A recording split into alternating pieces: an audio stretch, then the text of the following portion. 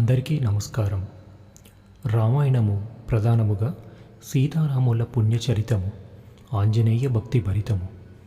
మా ఈ ఛానల్ రామాయణ కథను ఇప్పటి జనులకు వ్యాప్తి చేయడానికి ఉపయోగిస్తున్నాము. దయచేసి సబ్స్క్రైబ్ చేసి నలుగురికి తెలియజేయండి. ముందుగా బాలకాండ. వాల్మీకి మహర్షి గురించి స్కాంద పురాణంలో సనత్ కుమారుడు వ్యాస మహర్షికి వివరించాడు. సుమతి, కౌశికి అనే బ్రాహ్మణ దంపతుల కుమారుడి పేరు అగ్నిశర్మ. ఆ అగ్నిశర్మకు చదువు అనగా వేదములు మొదలైనవి సరిగ్గా అబ్బలేదు. ఆ రాజ్యంలో క్షామం వచ్చి ఎవరూ ఎవరికీ దానధర్మాలు చేయడం లేదు. కాబట్టి అగ్నిశర్మ తన భార్య, పిల్లలు, తల్లిదండ్రులతో అరణ్యానికి వెళ్ళి అక్కడ దొరికే కందమూలాలు, తేనె లాంటివి తెచ్చుకొని బ్రతుకుతున్నాడు.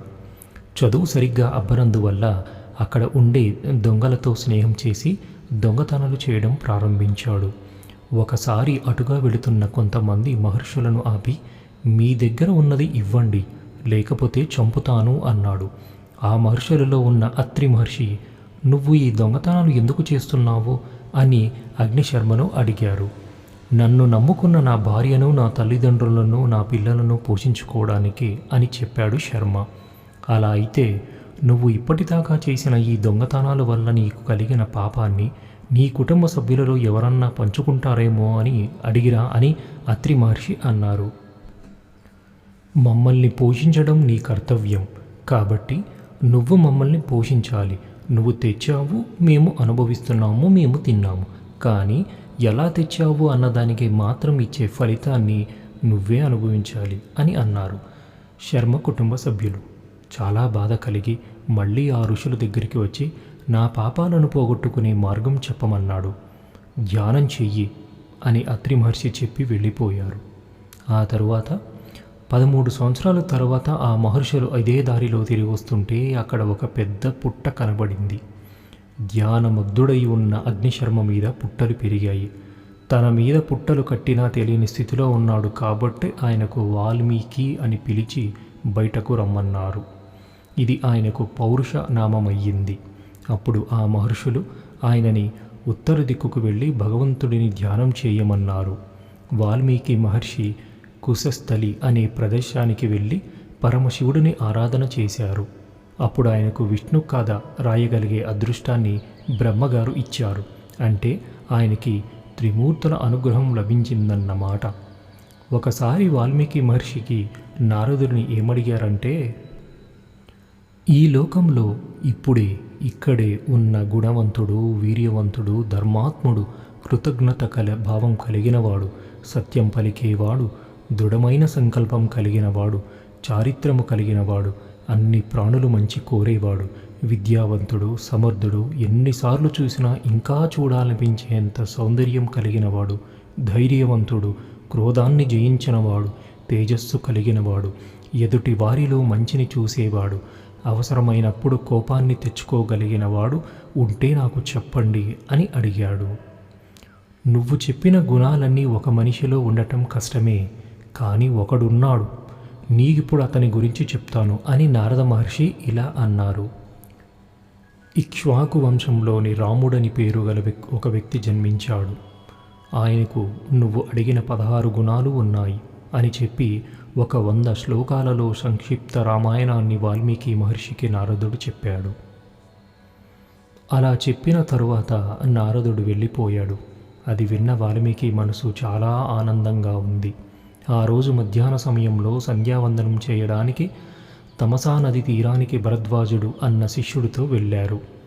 అదే సమయంలో ఒక చెట్టు మీద సంభోగం చేసుకుంటున్న 2 క్రౌంచ పక్షులను చూశారు. అప్పుడే అక్కడికి వచ్చిన ఒక బోయవాడు పాప నిశ్చయుడై మిథున లక్షణంతో ఉన్న ఆ మగ క్రౌంచ పక్షి గుండెల్లో బాణం పెట్టి కొట్టాడు. క్రింద పడిన ఆ మగ పక్షి చుట్టూ ఆడపక్షి ఏడుస్తూ తిరుగుతోంది. అప్పటిదాకా మనసులో రామాయణాన్ని తలుచుకుంటున్న వాల్మీకి మహర్షికి ఈ సంఘటన చూసి బాధ కలిగి ఆయన నోటి వెంట అనుకోకుండా ఒక మాట వచ్చింది. మా నిషాద ప్రతిష్టాంత్వ మగమ శాశ్వతీ సమాహ యత్ క్రౌంచ మిథునాదేకాం అవధీ కామమోహితం. ఓ దుర్మార్గుడైన బోయవాడ, మిథున లక్షణంతో ఉన్న 2 క్రౌంచ పక్షులలో ఒక క్రౌంచ పక్షిని కొట్టినవాడా, నీవు చేసిన పాపము వలన నీవు ఎక్కువ కాలం జీవించి ఉండవుగాక అని శపించాడు. ఆయన స్థానం ముగించి ఆశ్రమానికి బయలుదేరారు. కానీ ఆయన నోట్లో ఈ మాటలు తిరుగుతూనే ఉన్నాయి. మనసులో ఆ క్రౌంచ పక్షులే కనిపిస్తున్నాయి. అలా ఆయన శిష్యులు కూడా ఈ మాటలని ధారణ చేశారు. అలా అది శ్లోక రూపం దాల్చింది. ఇంతలో చతుర్ముఖ బ్రహ్మగారు అక్కడ ప్రత్యక్షమయ్యారు.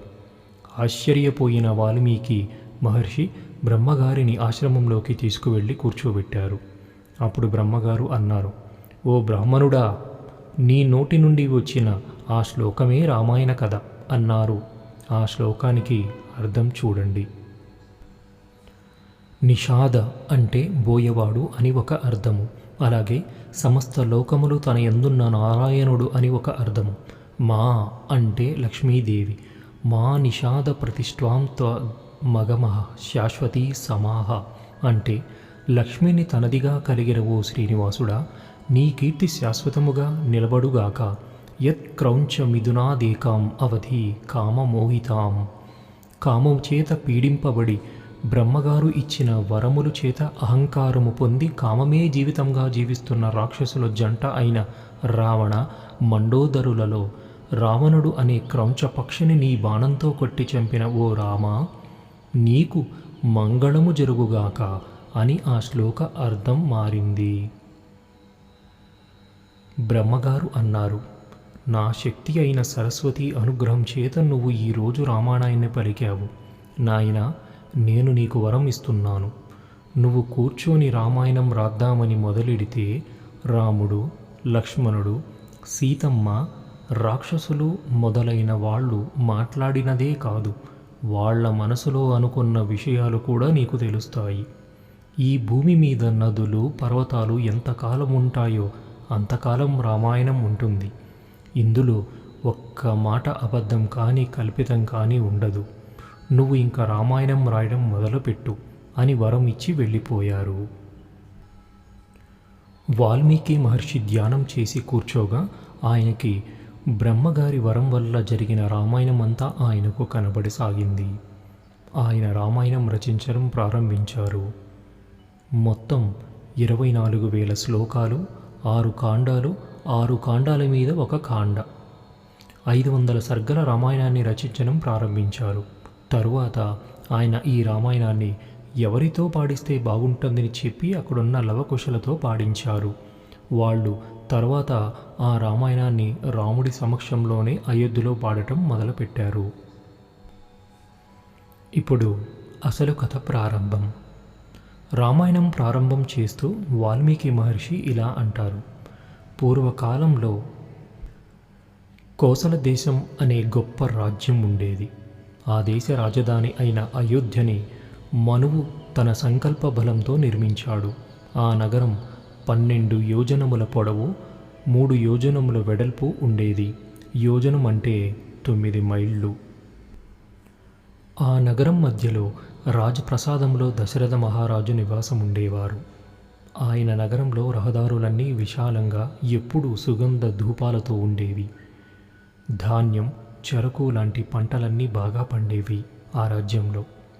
ఏ ఇంట్లోనూ కూడా అనవసరంగా ఉన్న నేల లేదు. అయోధ్య నగరంలో అందరూ చాలా సంతోషంగా ఉండేవాళ్ళు. అందరూ ధర్మం తెలిసిన వాళ్ళే. ఎవడికి ఉన్న దానితో వాడు తృప్తిగా ఉండేవాళ్ళు. అందరూ దానం చేసేవాళ్ళు, సత్యమే పలికేవాళ్ళు. అందరూ ఐశ్వర్యవంతులే. ఆవులు, గుర్రాలు, ఏనుగులతో ఆ నగరం శోభిల్లేది. చెవులకు కుండలములు లేనివాడు, కిరీటం లేనివాడు, మెడలో పూలహారం లేనివాడు, హస్తములకు ఆవరణం లేనివాడు, దొంగతనం చేసేవాడు, నాస్తికుడైన వాడు ఆ అయోధ్యలో నగరంలో లేనేలేడు. దశరథ మహారాజుకి 8 ప్రధాన మంత్రులు ఎప్పుడూ సహాయం చేసేవారు. వాళ్ళు దృష్టి జయంతుడు, దృష్టి విజయుడు, సిద్ధార్థుడు, అర్ధసాధకుడు, అశోకుడు, మంత్రపాలకుడు, సుమంత్రుడు, వశిష్ఠుడు, వామదేవుడు. ఎల్లప్పుడూ దశరథ మహారాజుకి సలహాలు ఇచ్చే ఋత్వికులు, ఇతరమైన బ్రాహ్మణులు, మంత్రులు కూడా ఉండేవారు. ఆ మంత్రులు అపారమైన విద్య కలిగిన వాళ్ళు, పని చెయ్యడం తెలిసిన వాళ్ళు, ఇంద్రియములను నిగ్రహించిన వాళ్ళు, శ్రీమంతులు, శాస్త్రము తెలిసిన వాళ్ళు, సావధాన చిత్తం కలిగిన వాళ్ళు. ఆ కోసల దేశంలో పరభార్య మీద వ్యామోహం ఉన్న వ్యక్తి ఒక్కడు కూడా లేడు. ఇన్ని ఉన్న ఆ దశరథ మహారాజుకి ఒక బాధ ఉండేది. వంశోద్ధారకుడైన పుత్రుడు లేడని బాధ ఉండేది. ఆయనకి అప్పటికీ 60,000 సంవత్సరాలు నిండిపోయాయి. ఆయనకి అశ్వమేధ యాగం చెయ్యాలనే ఆలోచన వచ్చి వెంటనే సుమంత్రుడిని పిలిచి ఋత్వికులైన వశిష్ఠుడు, వామదేవుడు మరియు ఇతర పురోహితులైన పిలవమని చెప్పాడు. అందరికీ తన ఆలోచన చెప్పాడు. అందరూ సరే అన్నారు. అశ్వమేధ యాగానికి కావలసిన సంబరాలములన్నీ తెప్పించి సరయూ నదికి ఉత్తర తీరంలో యాగ మంటపం నిర్మించారు. దశరథ మహారాజు దక్షిణ నాయకుడు. ఆయనకి 300కు పైగా భార్యలున్నారు. కానీ పత్నులు మాత్రం కౌసల్య, సుమిత్ర, కైకేయి. తను యాగం మొదలు పెడుతున్నాడు కాబట్టి తన పత్నులని దీక్ష స్వీకరించమన్నాడు. అంతఃపురంలోకి వెళుతున్న దశరథ మహారాజుతో సుమంత్రుడు ఇలా అన్నాడు. పూర్వకాలంలో ఒకసారి సనత్కుమారుడు ఋషులకు ఇలా చెప్పాడు. ఇక్ష్వాకు వంశంలో జన్మించిన దశరథ మహారాజుకి కుమారుల లేక అశ్వమేధ యాగం చేస్తాడు. ఆ యాగం వల్ల ఆయనకు 4 కుమారులు కలుగుతారు. కానీ అశ్వమేధ యాగంతో పాటు పుత్రకామిష్టి యాగం కూడా చేయాలి. ఈ 2 యాగాలను చేయగలిగిన వాడు ఋష్యశృంగుడు. ఆయన ఆ యాగాలను చేస్తేనే బిడ్డలు పుడతారని సనత్కుమారుడు చెప్తుంటే విన్నాను అని సుమంత్రుడు దశరథ మహారాజుతో అంటాడు. ఆ ఋష్యశృంగుడు పక్కనే ఉన్న అంగదేశంలో ఉన్నాడు. కాబట్టి మీరు వెళ్ళి ఆయనను తీసుకుని రండి అన్నాడు. అప్పుడు దశరథ మహారాజు నాకు ఆ ఋష్యశృంగుడు గురించి వివరంగా చెప్పు అంటే సుమంత్రుడు ఇలా చెప్పసాగాడు. పూర్వకాలంలో విభండక మహర్షి చాలా కాలం తపస్సు చేసి స్నానం చేయడానికి ఒక సరస్సు దగ్గరికి వెళ్ళగా అక్కడ అలా వెళుతున్న ఊర్వశిని చూసేసరికి ఆయన రీతస్థానము నుంచి కదిలిన వీర్యము సరోవరంలో పడింది. ఆ వీర్యాన్ని ఒక జింక తాగి గర్భం దాల్చి శిరస్సు మీద కొమ్ము ఉన్న ఒక పిల్లవాడికి జన్మనించింది. అలా శిరస్సు మీద కొమ్ముతో పుట్టాడు కాబట్టి ఆయనకి ఋష్యశృంగుడు అని పేరు పెట్టారు. ఆ విభండక మహర్షి ఋష్యశృంగుడికి సమస్త వేదాలు, శాస్త్రాలు, యజ్ఞ యాగాదులు అన్నీ చెప్పాడు. కానీ ఆ ఋష్యశృంగుడికి లోకం తెలియకుండా పెంచాడు. ఆయనకు అసలు ఈ సృష్టిలో స్త్రీ పురుషులని 2 ఉంటారని కూడా తెలియకుండా పెంచాడు. అంటే విషయ సుఖాలు వైపు వెళ్లకుండా పెంచాడు. ఎప్పుడూ ఆ ఆశ్రమంలోనే తండ్రి పక్కనే ఉండేవాడు. ఆ అంగరాజ్యాన్ని పరిపాలించే రోమపాదుడు ధర్మం తప్పడం వల్ల ఆ రాజ్యంలో వర్షాలు పడడం మానేశాయి. దేశంలో క్షామం వచ్చింది. ఋష్యశృంగుడు కానీ మన దేశంలో అడుగు పెడితే వర్షాలు తప్పక కురుస్తాయని కొందరు మహర్షులు అన్నారు. వెంటనే రాజు మంత్రులను పిలిచి విషయం చెప్తే ఋష్యశృంగుడిని తీసుకురావడం మా వల్ల కాదు. ఏమి కోరికలు లేనివాడు మన రాజ్యానికి ఎందుకు వస్తాడు అన్నారు. ఎంతైనా మంత్రులు కనుక ఒక మాట అన్నారు. ఇంద్రియార్థే అభిమతై నరచిత్త ప్రమాదాభి. ఋష్యశృంగుడికి కూడా ఇంద్రియాలు, మనసు ఉంటాయి. వాటికి ఇప్పటిదాకా రుచి తగలక విషయ సుఖాల వైపుకు రాలేదు. కాబట్టి అందంగా అలంకరించుకున్న కొంతమంది వేశ్యలను పంపిస్తే విభండకుడు లేని సమయంలో వీళ్ళు ఆ ఋష్యశృంగుడి మనసును ఆకర్షించి ప్రలోభ పెడతారు. అప్పుడు ఆయనే వాళ్ళ వెంట వస్తాడు అని మంత్రులు సలహా ఇచ్చారు. ఆ వేశ్యలకు విభండకుడి మీద ఉన్న భయం వలన వాళ్ళు ఆశ్రమానికి దూరంగా ఉండి పాటలు పాడటం, నాట్యం చేయడం మొదలుపెట్టారు. ఒకరోజు విభండకుడు లేని సమయంలో గానం విన్న ఋష్యశృంగుడు ఆ గానం వస్తున్న వైపు వెళ్ళాడు. అక్కడున్న ఆ వేశ్యలను చూసి వాళ్ళే పురుషులే అనుకొని మహాపురుషులారా, మీరు మా ఆశ్రమానికి రండి, మిమ్మల్ని పూజిస్తాను అన్నాడు. అందరూ విభండకుడి ఆశ్రమానికి వెళ్ళారు. తర్వాత ఆ వేశ్యలు ఆశ్రమం నుంచి వెళ్ళిపోతూ ఆ ఋష్యశృంగుడిని గట్టిగా కౌగిలించుకొని వెళ్ళిపోయారు. మరునాడు ఆ ఋష్యశృంగుడికి మనసులో దిగులుగా అనిపించి ఆ వేశ్యలను చూడాలనిపించి వాళ్ళ దగ్గరకు వెళ్ళాడు. ఈసారి వాళ్ళు ఆయనని కొంచెం దూరంలో ఉన్న తమ ఆశ్రమానికి రమ్మన్నారు. సరే అని అందరూ బయలుదేరారు. ఆయన అలా అంగదేశంలోకి అడుగు పెట్టగానే ఆకాశం నుంచి బ్రహ్మాండమైన వర్షం కురిసింది. వెంటనే రోమపాదుడు ఋష్యశృంగుడికి నమస్కారం చేసి ప్రార్థించి అంతఃపురానికి తీసుకువెళ్ళి తన కుమార్తె అయిన శాంతను ఇచ్చి వివాహం జరిపించాడు. కాబట్టి దశరథ మహారాజు ఆ ఋష్యశృంగుడిని పిలవడానికి అంగదేశానికి స్వయంగా వెళ్ళాడు. అక్కడ 8 రోజులు ఉన్నాక వెళ్ళిపోతూ దశరథుడు రోమపాదుడితో ఇలా అన్నాడు: మా ఇంట్లో ఒక ముఖ్యమైన కార్యం ఉంది కనుక నీ కూతుర్ని అల్లుడిని కూడా నాతో పంపిస్తావా అని అడిగాడు. రోమపాదుడు ఆనందంగా పంపించాడు. దశరథుడు చాలా సంతోషించి వాళ్లను అయోధ్యకు తీసుకుని వెళ్ళాడు.